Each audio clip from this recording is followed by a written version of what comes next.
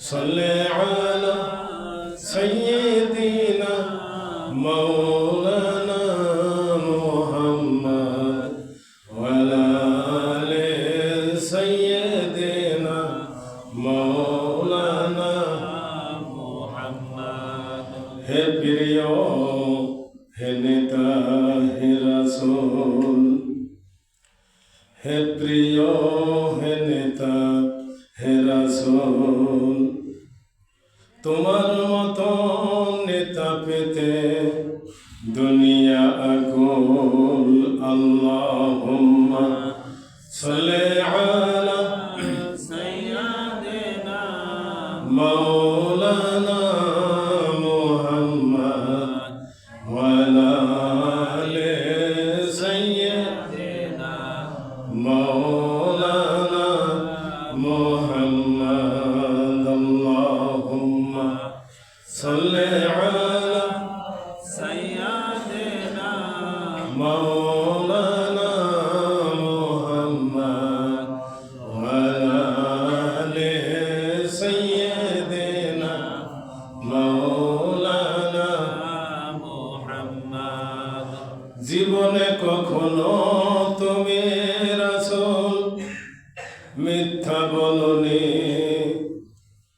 তাই তো তোমার জন্য কাঁদে আজ এ ধরণী আল্লাহুম্মা সাল্লি আলা সাইয়্যিদিনা মাওলানা মুহাম্মদ ওয়া আলা আলি সাইয়্যিদিনা মাওলানা মুহাম্মদ আল্লাহুম্মা সাল্লি আলা সাইয়্যিদিনা মাওলানা মুহাম্মদ ওয়া আলা আলি সাইয়্যিদিনা মাওলানা মুহাম্মদ লা ইলাহা ইল্লাল্লাহ লা ইলাহা ইল্লাল্লাহ লা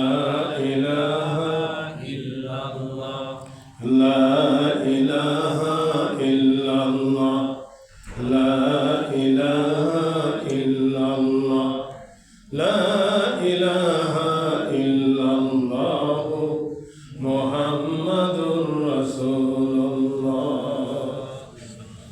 সাল্লাল্লাহু আলাইহি ওয়াসাল্লাম। সম্মানিত মুসল্লিবৃন্দ, যে মহান রব্বুল আলামিন আজ এই শাবান মাসের প্রথম শুক্রবার জুমার নামাজ পড়ার জন্য আসার জন্য সুযোগ করে দিয়েছেন, আমরা তার শুকরগুজার হচ্ছি। সকলে বলি আলহামদুলিল্লাহ। আলহামদুলিল্লাহ। তার সাথে দরুদ ও সালাম বিশ্বনবী মুহাম্মদ রাসূলুল্লাহ, সকলে বলি সাল্লাল্লাহু আলাইহি ওয়াসাল্লাম। সম্মানিত মুসলমান ভাইয়েরা, শাবান মাসের প্রথম শুক্রবার জানেন তো আপনারা নাকি? শাবান মাস আজ 3 তারিখ সম্ভবত শাবান মাসের, আর কয়েকদিন পরেই রমজানের রোজা, অর্থাৎ ধরেন 27 দিন। তার আগে আমাদের দেশের জাতীয় নির্বাচন 12 ফেব্রুয়ারি, কথা ঠিক কিনা? 12 ফেব্রুয়ারি জাতীয় নির্বাচন, 18 ফেব্রুয়ারি রমজানের রোজা। তাহলে 5 দিন 6 দিনের দিন রমজানের রোজা, জাতীয় নির্বাচন 12 ফেব্রুয়ারি। সম্মানিত মুসলমান ভাইরা, আমাদের শেখ সাদী রহমতুল্লাহ আলাইহ এটা কবিতা, দোয়া কাসলাম বদরগাহে ইয়া ইলাহি হায়াতে দৌলতে ইলমে দারাজে। হায়াত, এলেম, ধন সম্পদ, এই 3টে বিষয় ছন্দ উনি লিখেছেন যে এই ছন্দের মাধ্যমে আল্লাহর কাছে চাওয়া। ছন্দ আমি বললাম, কিন্তু শুরুর দিকে আমি বললাম না, ছন্দ বললাম। তো 12ই ফেব্রুয়ারি, আজ কতই জানুয়ারি? ডিসেম্বর না, এটা জানুয়ারি না? 23শে জানুয়ারি, তারপরে ফেব্রুয়ারি, এই 12ই জানুয়ারি জাতীয় নির্বাচন। জাতীয় নির্বাচন কেমন জাতীয় নির্বাচন? আমাদের ভাগ্যের পরিবর্তন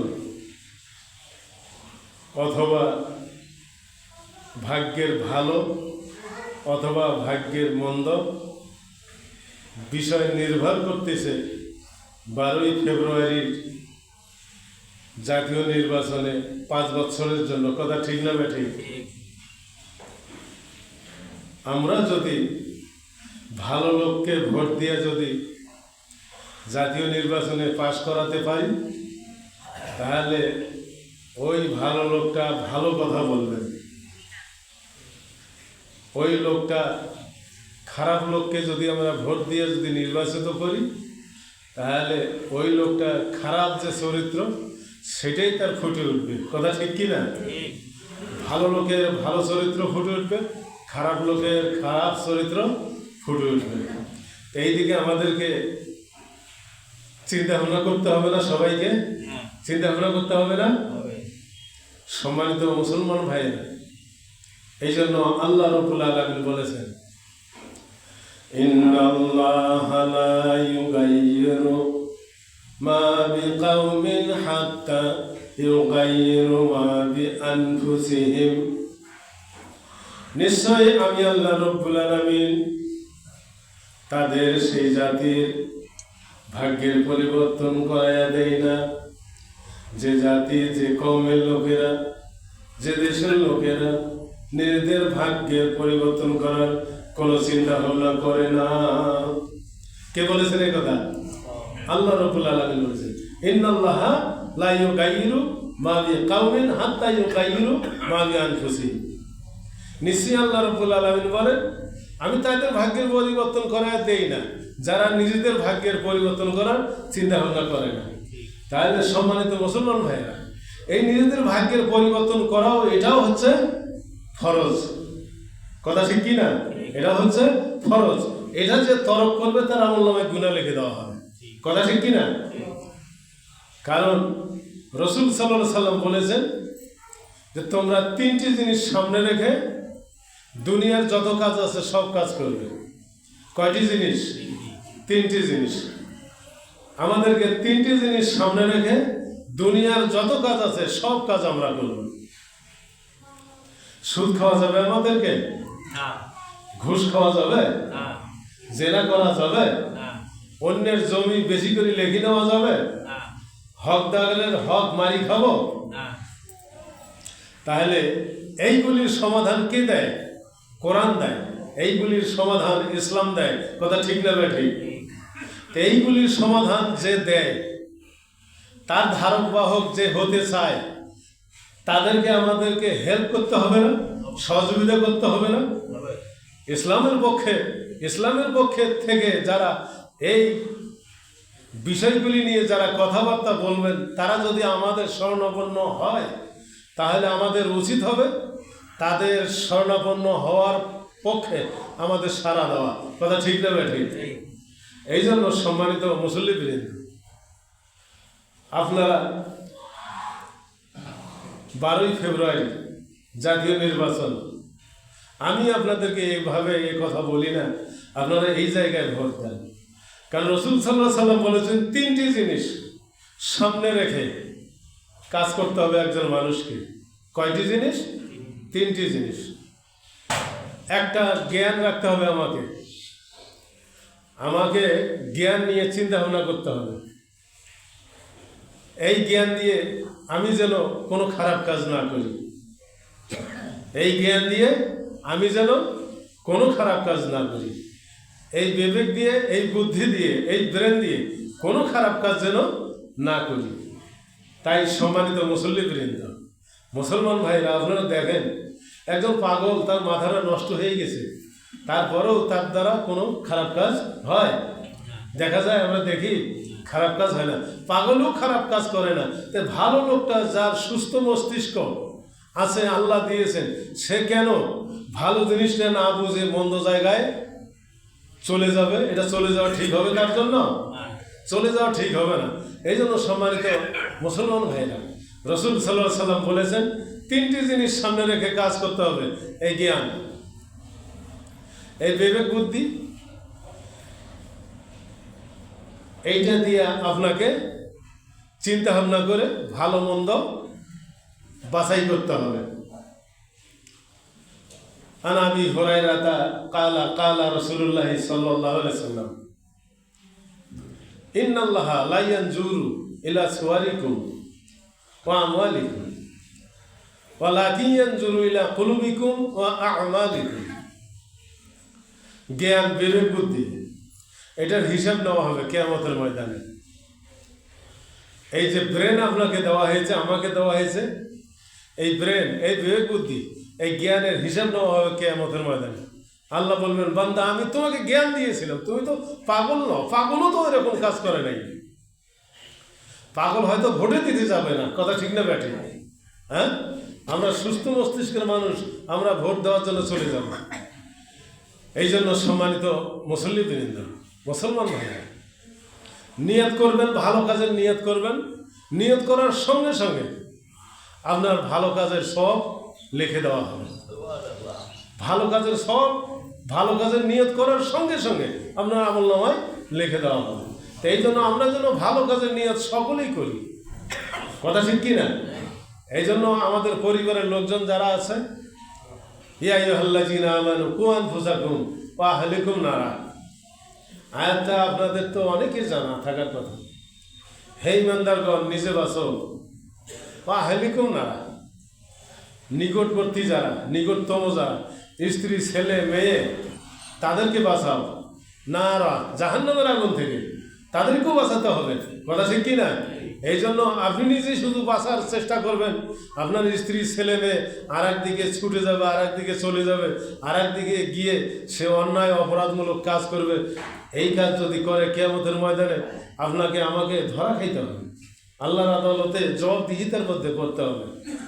সম্মানিত মুসলমান ভাইয়েরা, এই জন্য রসুল সাল্লাল্লাহু আলাইহি সাল্লাম বলেছেন যে, ইন্নাল্লাহা লা ইয়ানজুরু ইলা সুওয়ারিকুম ওয়া আমওয়ালিকুম ওয়ালাকিন ইয়ানজুরু ইলা কুলুবিকুম ওয়া আ'মালিকুম।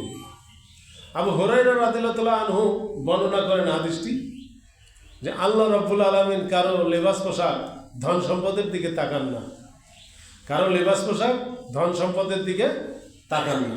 তাই জন্য লেবাস পোশাক ছাড়াও যাবে না, ছাড়া যাবে? ছাড়াও যাবে না, লেবাস পোশাকেরও প্রয়োজন আছে, আছে না নাই?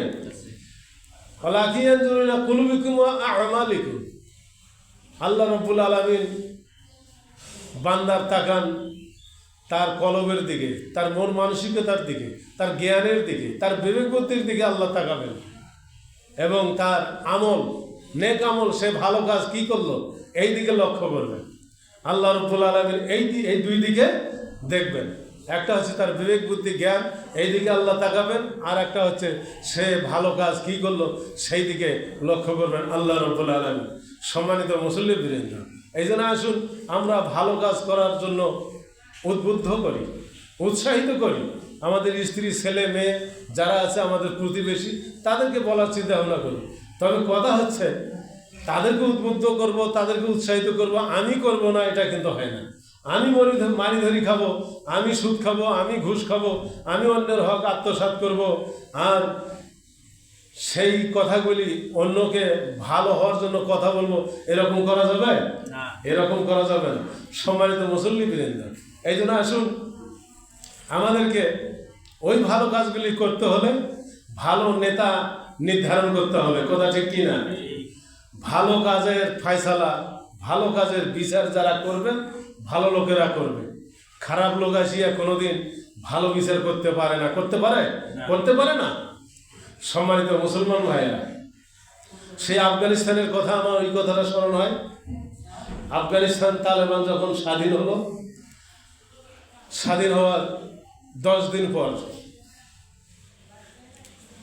প্রাইভেট স্কুলের একজন শিক্ষিকা একটা মেয়ে প্রতিদিন সকালবেলা তার বাবা সাথে করে নিয়ে আসতো স্কুলে, নিয়ে আসি ওই মেয়েটাকে রেখে চলে যাইতো, বিকেলবেলা আসিয়া আবার মেয়েটাকে নিয়ে যাইতো।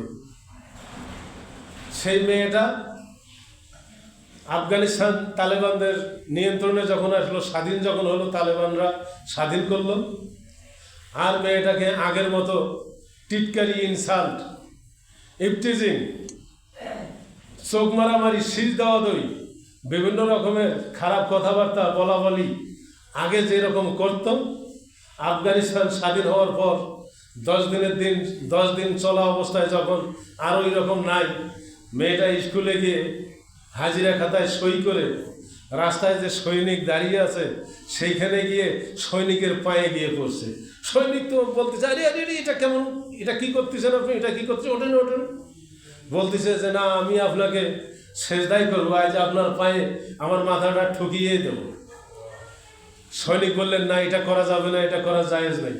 আফগানিস্তানের নিয়ম নীতি সিস্টেম মোতাবেক যেটা করা যায় সেইভাবে করতে হবে, এটা করা যাবে না। আর এটা তোমার করার কারণ কি? ওই মাস্টারকে বললেন, ওই শিক্ষিকাকে বললেন, ওই সৈনিক, ওই শিক্ষিকা বললেন যে আপনাদের হাতে দেশ আসার 10 দিন আগেই, তার আগেই আমি স্কুলে আসতে পারতাম না। রাস্তার 2 সাইড দিয়ে ছেলেরা আমাকে টিটকারি, ইফটিজিং, চোখ মারামারি, সৃষ্টি ভুগি এরকম করতো। আর আপনারা দেশ হাতে নেওয়ার 10 দিন পর, এই 10 দিনের মধ্যে একটি ছেলেও আমাকে শীষ দেওয়া, টিটকারি করা, ইফটিজিং, কোনো রকমের খারাপ মন্তব্য করা, কথাবার্তা বলা, এটা কোনোদিন করে নাই এ পর্যন্ত।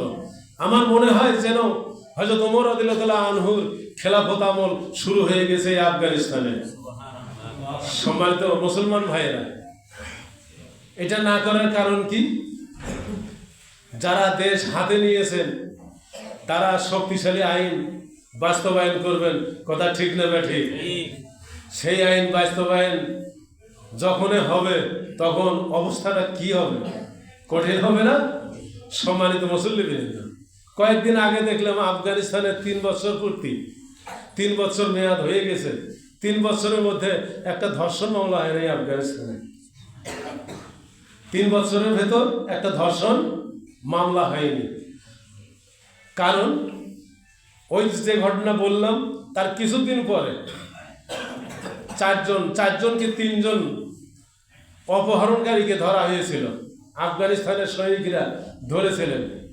অপহরণকারীদের শাস্তি দিয়ে, তাদের মৃত্যুদণ্ড দিয়ে, পায়ে দড়ি লাগায়, যেদিন ধরছে সেই দিনে তাদের মৃত্যুদণ্ড কার্যকর করে পায়ে দড়ি লাগায় রাস্তার সাইডে গাছে লটকায় রেখে দেওয়া হয়েছিল। আর বলা হয়েছিল অপহরণকারীদের শাস্তির বিচারিটা। সম্মানিত মুসলমান ভাইয়েরা, আমার তো মনে হয় আমাদের দেশে আল্লাহর আইন চাই, সৎ লোকের শাসন চাই। এটা মানুষের কথা না আল্লাহর কথা? এটা আল্লাহর কথা। আল্লাহর আইন চাই, সৎ লোকের শাসন চাই। আল্লাহ বলেছেন এই কথাটা,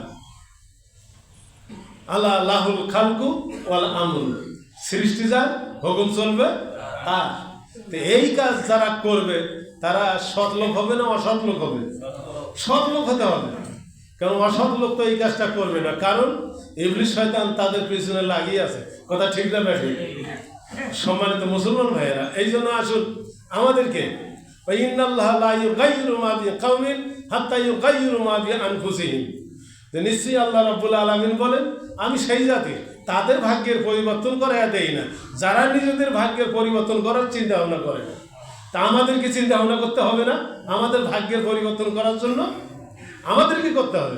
আপনার সংসারে আয় উন্নতি আপনার করতে হবে না? চিন্তা আপনার করতে হবে কি না? তারপর ভালো মন্দ বিচার আচার আপনাকে করতে হবে না? সম্মানিত মুসলমান ভাইরা, এই জন্য রাসূল সাল্লাল্লাহু আলাইহি সাল্লাম বলেছেন 3টি জিনিস সামনে রেখে তোমরা কাজ করবে। একটি হচ্ছে জ্ঞান, বিবেক বুদ্ধি। এই জ্ঞান দিয়ে বিচার করতে হবে কোনটা ভালো কোনটা মন্দ। কথা ঠিক না ঠিক? 2 নম্বরে হচ্ছে এই জ্ঞানের মাধ্যমে আপনি অর্থ সম্পদ সংগ্রহ করবেন, সুদের মাধ্যমে, ঘুষের মাধ্যমে, কারো কাছ থেকে অর্থ সম্পদ আত্মসাৎ করে, কারো জমিন বেশি করে নামি করে নিয়ে গোপনে গোপনে চুরি করে জমি বেশি করে খেয়ে, কারণ কিয়ামতের ময়দানে এই বিষয়গুলি ধরা হবে। এই জন্য সম্মানিত মুসলমান ভাইয়েরা, আমাদেরকে অর্থ সংগ্রহ করতে হলে কোরআন হাদিসের আলোকেই করতে হবে। কথা ঠিক না ব্যাঠে? কোরআন হাদিসের আলোকেই করতে হবে। তাকওয়া কিন্তু খোদা ভীরু, আল্লাহ ভীরু, এটা খুব কঠিন বিষয়। কিন্তু দাউদ আলাইহিস সালাম যখন নবী ছিলেন, তখন জিবরাইল আলাইহিস সালামকে দাউদ আলাইহিস সালাম বললেন, হে ভাই জিবরাইল, আমি কি পরিপূর্ণ মুসলমান হয়েছি? তখন জিবরাইল আলাইহিস সালাম বললেন, হে আল্লাহর নবী, একটা সমস্যা আছে আপনার মধ্যে। দাউদ আলাইহিস সালাম বললেন, কি সমস্যা? যে সেই সমস্যাটা হলো আপনি সরকারি কোষাগার থেকে ভাতা নিয়ে আপনি খান, এই কারণে আপনি পরিপূর্ণ মুসলমান হতে এখন পর্যন্ত পারেননি। সম্মানিত মুসলমান ভাইরা, দাউদ আলাইহিস সালাম আল্লাহর কাছে বললেন, আল্লাহ জিবরাইল আলাইহিস সালামের মাধ্যমে বললেন, ভাই জিবরাইল, আমি আল্লাহর কাছে বলতে চাই, আমি যেন পরিপূর্ণ মুসলমান হয়ে এই দুনিয়া থেকে বিদায় নিয়ে আমি যেন কিয়ামতের ময়দানের পর থেকে জান্নাতে যেতে পারি, আপনি আমাকে আল্লাহর পক্ষ থেকে জানাইয়া দিন। তারপরে আল্লাহ রাব্বুল আলামিন ব্যবস্থা করে দিলেন। দাউদ আলাইহিস সালাম লোহা হাত দিয়ে ধরতেন, আর হাতের আঙ্গুলের ফাঁক দিয়ে লোহাগুলি গলে গলে পড়ে যাইত। তখন দাউদ আলাইহিস সালামকে আল্লাহ রাব্বুল আলামিন একটা ব্যবস্থা দিলেন, হাতিয়ার বানার। হ্যাঁ, নিজে ওই কাজ করতেন, ওইগুলি বানায়া ওইগুলি বিক্রি করে ওইগুলি অর্থ সম্পদ দিয়ে নিজের ভরণ পোষণ পরিচালনা করতেন। কথা বুঝাতে পারছি আপনাদেরকে? এই জন্য সম্মানিত মুসল্লিবৃন্দ, আমাদেরকে এমন কোনো কাজ করা যাবে না, এমন একজন এমপি মন্ত্রীকে তৈরি করব, যাকে তৈরি করলে তার সহযোগিতায় আমি সেই এমপি মন্ত্রী হলে কিছু অর্থ সম্পদ বিভিন্ন কায়দা কৌশলের মাধ্যমে সংগ্রহ করতে পারবো, তার মাধ্যমে এরকম কাজ করা যাবে না। কথা বুঝাতে পারছি আপনাদেরকে? এরকম আশা পোষণ করাও যাবে না। কথা ঠিক কি না সম্মানিত মুসল্লিবৃন্দ? এই জন্য আসুন আল্লাহ রাব্বুল আলামিন আমাদের সবাইকে যেন কিভাবে অর্থ সম্পদ সংগ্রহ করলে আমাদের পেটের মধ্যে তা হালাল হবে, বৈধ উপায়ে আমাদের শরীরে যাবে। ইবাদত কবুল হওয়ার 1 নম্বর শর্ত কি? হালাল খাদ্য। হালাল খাদ্য 1 নম্বর রুচি হচ্ছে হালাল খাদ্য। ইবাদত কবুল হওয়ার হালাল খাদ্য 1 নম্বর কারণ। তা আপনারা দেখেন যে আমরা যে খাদ্যগুলি খাই এইগুলি হালাল কিনা। আমরা তো যদি আপনাদেরকে স্মরণ করাইয়া দিই, তাহলে হালালের অন্তর্ভুক্ত থাকে কি থাকে না দেখেন তো। যাদের জাকাত দেওয়ার মতো অর্থ সম্পদ আছে, জাকাত দেয় না, সেই খাদ্যটা খাইলে হালাল হবে? হালাল হবে না। 6 মাসে এরা জানুয়ারি দিতে হয়, ওষুধ দিতে হয়। চায়না ধান, আমন ধান, পটল, ফুলকপি, পাতাকপি, বেগুন, আলু, টমেটো, এইগুলি আবাদ করি না? না করি? আমরা করি না? এইগুলির ওষুধ আছে, কিন্তু এইগুলির ওষুধ দিতে হবে। কোরআনের কথা, সূরা বাকারার 267 নম্বর আয়াত, সম্ভবত 266 কি 67 নম্বর আয়াত সম্ভবত, এই 2টা আয়াতের ভেতরেই হবে একটা ওষুধের কথা আল্লাহ রাব্বুল আলামিন বলেছে। 3 মাসে হোক আর 4 মাসে হোক আর 6 মাসে হোক ওষুধ দিতে হবে। না দিলে এটা আল্লাহর হুকুম, না দিলে ওইটা বেহালালির অন্তর্ভুক্ত হয়ে যাবে। তাহলে আমরা ওইটা খাই, খাওয়ার পর ওই রক্তই আমাদের শরীরে, এই রক্ত মাংসে গড়া শরীর দিয়ে আল্লাহর কাছে হাত তুলে বলি, রব্বানা আতিনা ফিদ দুনিয়া হাসানাতাও ওয়া ফিল আখিরাতি হাসানাতাও ওয়া কিনা আযাবান নার। বলি কিনা? বলি না? আমরা নিজেরাও বলি, তারপর বলে গোটা দুনিয়ার মুসলমানরা আল্লাহর দরবারে হাত তুলিয়ে দোয়া করলো। কই আল্লাহ রাব্বুল আলামিন দোয়া কবুল করলেন? কথা ঠিক না ঠিক? হ্যাঁ, গোটা দুনিয়ার মানুষ হাত তুলে দোয়া করে, কই কবুল করলো? কথা ঠিক নয়? কারণটা কি কবুল না হওয়ার? 1 নম্বর কারণ কি? আমাদের রিজিকটা, রুজিটা কি নয়?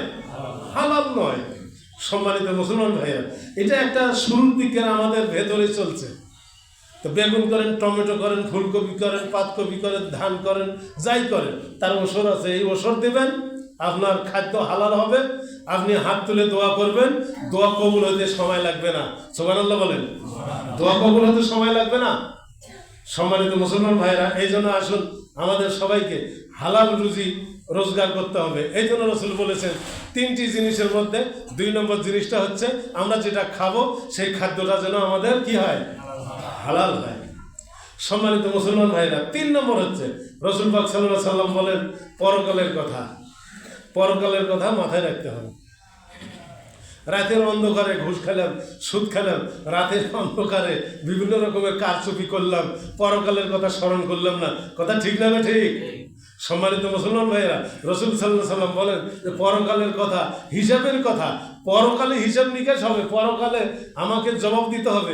এই কথা মাথার মধ্যে রাখিয়া যে কোনো কাজ আমরা করি তখন আমাকে দিয়ে আপনাকে দিয়ে খারাপ কাজ হওয়ার সম্ভাবনা কম না বেশি? কম হবে না?